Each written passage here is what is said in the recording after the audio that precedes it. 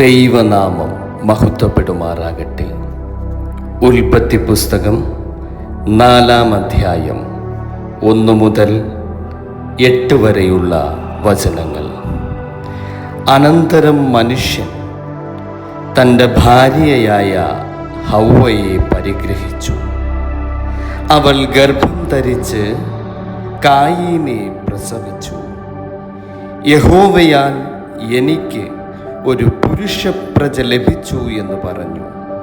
പിന്നെ അവൾ അവൻ്റെ അനുജനായ ഹാബേലിനെ പ്രസവിച്ചു.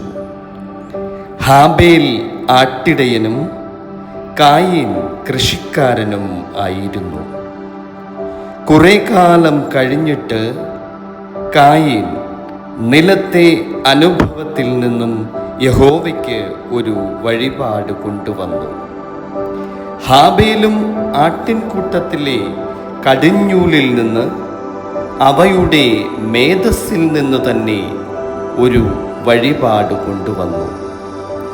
യഹോവ ഹാബേലിലും അവൻ്റെ വഴിപാടിലും പ്രസാദിച്ചു. കായീനിലും അവൻ്റെ വഴിപാടിലും പ്രസാദിച്ചില്ല.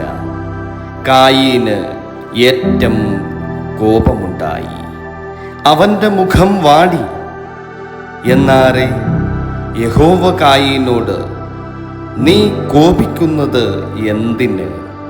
നിന്റെ മുഖം വാടുന്നതും എന്ത്?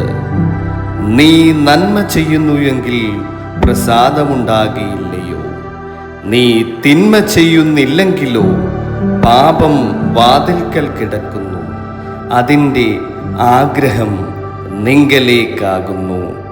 നീയോ അതിനെ കീഴടക്കണം എന്ന് കൽപ്പിച്ചു.